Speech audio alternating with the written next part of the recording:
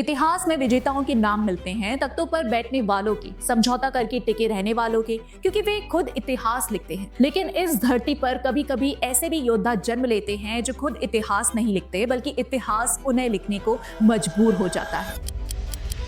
ऐसे योद्धा जो कभी झुके नहीं, जिन्होंने कभी भी अपने धर्म और अपनी मातृभूमि को बेचा नहीं, कभी समझौता नहीं किया, ऐसे ही एक अमर योद्धा थे महाराणा प्रताप। 500 साल बाद भी उनका नाम हर हिंदू हृदय में आग की तरह जलता है, स्वाभिमान की मिसाल बनकर। 1540 में कुंभलगढ़ के किले में इस राजपूत वंश के सूर्य का जन्म हुआ था। पिता महाराणा उदय सिंह, माता जयवंता बाई। बचपन से ही उनके खून में मेवाड़ की मिट्टी और हिंदू स्वाभिमान की आग थी। जब 1572 में वे मेवाड़ के सिंहासन पर बैठे, तब पूरा हिंदुस्तान मुगल तानाशाही के नीचे दबा हुआ था। एक एक करके राजा मुगलिय सल्तनत के आगे झुक रहे थे, अपनी बेटियां सौंप रहे थे, अपने किले मुगलों को दे रहे थे, अपना धर्म तक बेच रहे थे।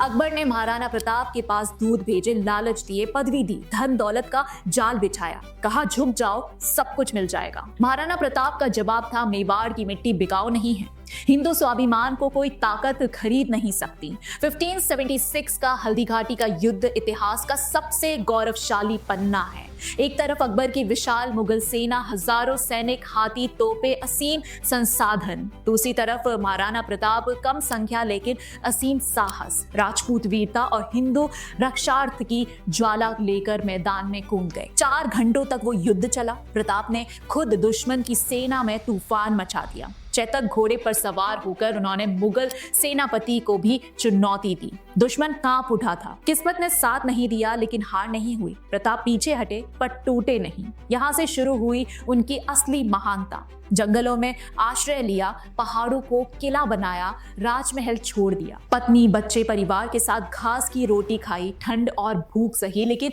कभी समझौता नहीं किया। जिन राजाओं ने आराम के लिए झुक लिया था, वे इतिहास में गुम हो गए। लेकिन प्रताप ने साबित किया, स्वतंत्रता और स्वाभिमान के लिए जंगल भी महल से बेहतर है। उनका सबसे वफादार साथी था उनका घोड़ा चेतक। हल्दी घाटी में 3 पैर टूट जाने के बावजूद उसने अपने स्वामी को दुश्मन के घेरे से निकाला और वीर गति को प्राप्त हुआ। ये वफादारी सिर्फ घोड़े की नहीं, उस संस्कृति की थी जिसमें मालिक झुकता नहीं तो घोड़ा भी शान से मरता है। सालों के संघर्ष के बाद महाराणा प्रताप ने अपने खोए क्षेत्रों को वापस जीत लिया। धीरे धीरे मेवाड़ फिर से सिर उठाने लगा। 1597 में जब उनका देहांत हुआ, तब खुद अकबर भी जानता था कि उसने इस शेर को कभी नहीं जीता।